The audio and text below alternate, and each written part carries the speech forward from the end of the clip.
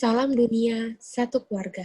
Di sini saya Mela Ananda akan mempresentasikan mengenai tugas ujian akhir semester atau UAS tentang latar belakang dan risiko-risiko manajemen yang berpotensi terjadi pada aktivitas bank sesuai dengan PBI, yaitu Peraturan Bank Indonesia, yang dosennya diampu oleh Ibu Amanda Putri Ambardi.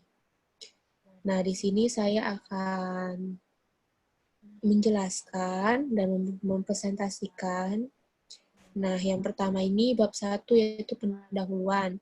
Nah, jadi manajemen risiko itu merupakan serangkaian metodologi dan prosedur yang digunakan untuk mengukur, mengidentifikasi, memantau, dan mengendalikan risiko yang timbul dari seluruh kegiatan usaha bank. Nah, manajemen risiko itu merupakan upaya untuk mengelola risiko agar peluang mendapatkan keuntungan dapat diwujudkan secara sustainable. Dan manajemen ini mempunyai peranan, yaitu memiliki peranan manajemen risiko perbankan itu sangat penting dalam menciptakan suatu industri perbankan yang sehat dan terintegrasi. Nah, industri perbankan ini merupakan salah satu industri yang sangat berperan dalam mendukung perkembangan ekonomi, yaitu menghimpun dan menyalurkan dana.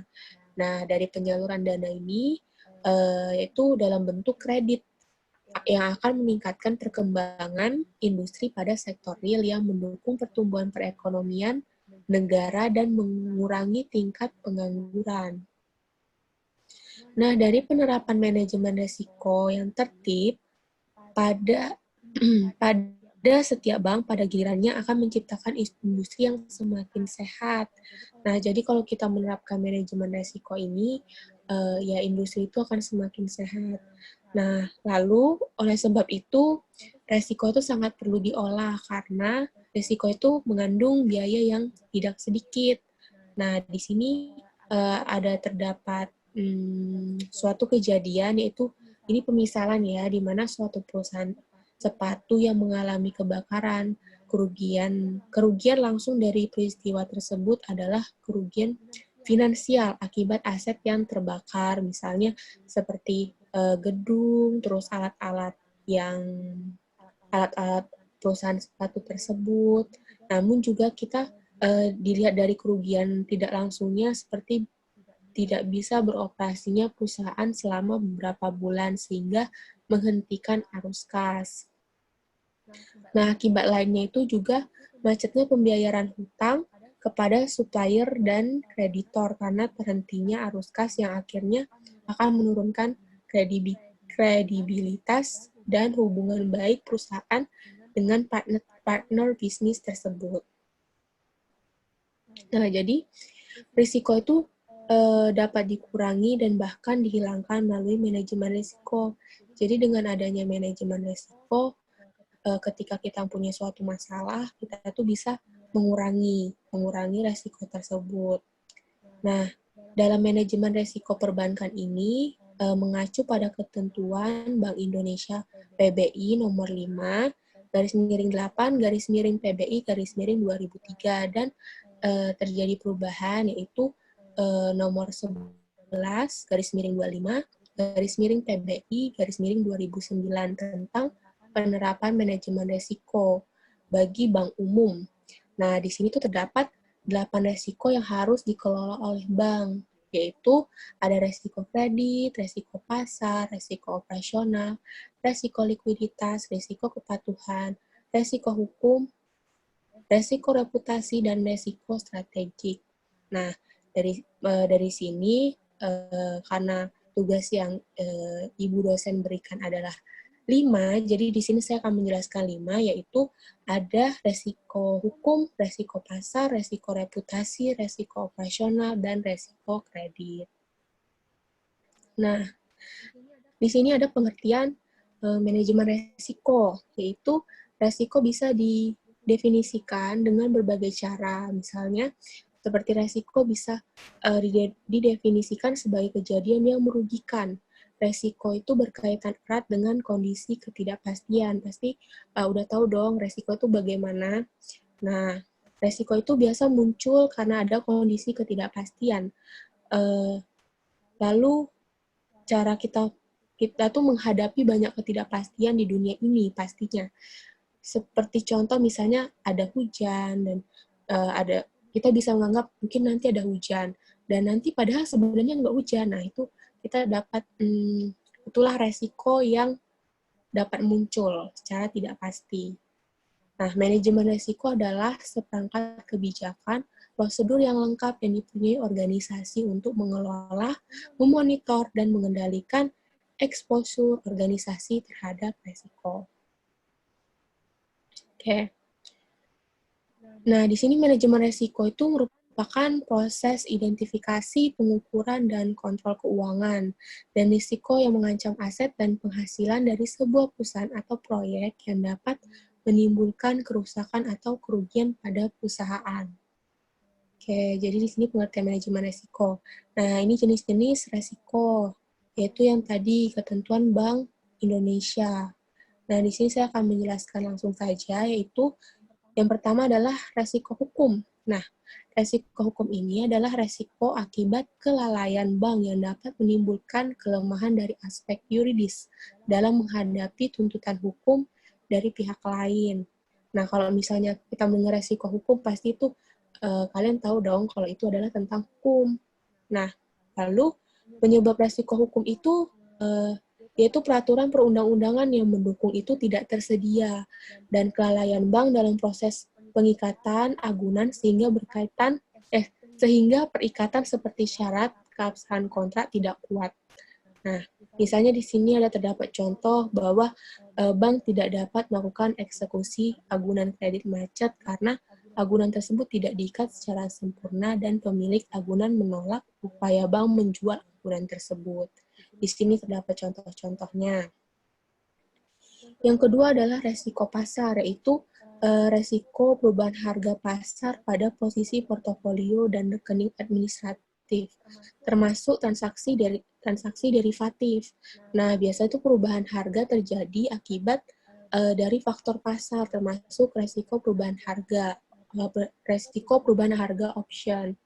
Nah, yang dimaksud dengan faktor pasar adalah misalnya nilai tukar, suku bunga, harga saham, dan harga komoditas. Di sini ada contohnya, yaitu misalnya bank membeli obligasi negara dengan kupon tetap ketika harga pasar obligasi akan turun apabila suku bunga pasar meningkat. Dan di sini ada bank membeli valuta USD yang nilai dalam valuta rupiah akan menurun apabila nilai tukar USD melemah terhadap rupiah. Oke, di sini ada banyak contoh ya. Lanjut, ada resiko reputasi. Nah, resiko reputasi itu adalah resiko suatu kejadian yang menimbulkan persepsi negatif terhadap bank yang dapat mengakibatkan tingkat kepercayaan stakeholder pada bank menurun. Misalnya contohnya yaitu ada penagihan kartu kredit penagihan kartu kredit bank dilakukan oleh pihak ketiga yang tidak memperhatikan etika cara penagihan sehingga menurunkan reputasi bank secara umum di mata masyarakat. Di reputasi terus contoh lainnya itu terjadi kerugian besar pada bank akibat perbuatan fraud oleh pegawai bank sehingga nasabah meragukan keamanan menyimpan dana di bank tersebut. Selanjutnya yaitu resiko operasional, di mana resiko ini akibat ketidakcukupan dan atau tidak berfungsinya proses internal, akibat tidak adanya atau tidak berfungsinya prosedur kerja, kesalahan manusia, kegagalan sistem, dan adanya kejadian-kejadian eksternal yang memengaruhi operasional bank. Nah, jadi resiko operasional ini dia tuh dapat menimbulkan kerugian pastinya, yaitu kerugian keuangan secara langsung maupun tidak langsung. Contohnya itu ada pemalsuan bilet deposito oleh karyawan bank yang kemudian dijadikan agunan kredit. Lalu ada kesalahan posting yang masuk karena pegawai yang ditunjuk kurang berpengalaman. Biasanya orang-orang yang belum berpengalaman kan sering melakukan kesalahan. Jadi itu termasuk dalam resiko operasional. Lanjut, selanjutnya adalah resiko kredit. Ini resiko yang terakhir saya jelaskan, yaitu resiko kerugian akibat kegagalan pihak lawan untuk memenuhi kewajibannya. Nah, resiko kredit ini mencakup resiko kredit akibat kegagalan debitur membayar kewajiban pada bank. Jadi ini adalah kegagalan debitur. Nah, risiko kredit ini dapat tersumber dari berbagai aktivitas fungsional, seperti aktivitas perkreditan dan aktivitas treasury. Pada aktivitas treasury itu misalnya seperti bank membeli obligasi di korporasi, terus melakukan investasi dengan membeli surat berharga dan melakukan pembiayaan perdagangan, baik yang tercatat dalam banking book maupun dalam trading book. Contohnya seperti bank memberikan kredit pada nasabah, lalu bank menempatkan dana pada bank lain sebagai penempatan antar bank. Terus bank melakukan transaksi derivatif seperti kontrak berjangka, forward, atau swap dengan masalah atau dengan bank lain. Dan yang terakhir itu bank membeli surat berharga korporasi. Nah, sebagai kesimpulannya jadi manajemen risiko itu dapat digunakan untuk mengukur dan dapat mengendalikan risiko yang timbul dari seluruh kegiatan usaha. Nah, lalu pada makalah ini saya kan menjelaskan ada 5 resiko, di mana kalau resiko hukum itu terjadi karena kelalaian bank dalam menghadapi tuntutan hukum. Lalu ada resiko pasar, yaitu terjadi karena perubahan harga pasar terhadap faktor yang mempengaruhinya. Lalu ada resiko reputasi, yaitu resiko yang menimbulkan persepsi negatif terhadap bank yang dapat mempengaruhi suatu kepercayaan. Dan yang keempat ada resiko operasional, yaitu resiko yang terjadi karena tidak berfungsinya proses internal akibat tidak berfungsinya prosedur kerja. Dan yang terakhir yaitu resiko kredit, yaitu yang resiko yang terjadi akibat suatu pihak mengalami kegagalan untuk memenuhi kewajibannya pada bank. Jadi sekian dari presentasi saya. Jika ada kesalahan, mohon dimaafkan. Terima kasih dan stay healthy.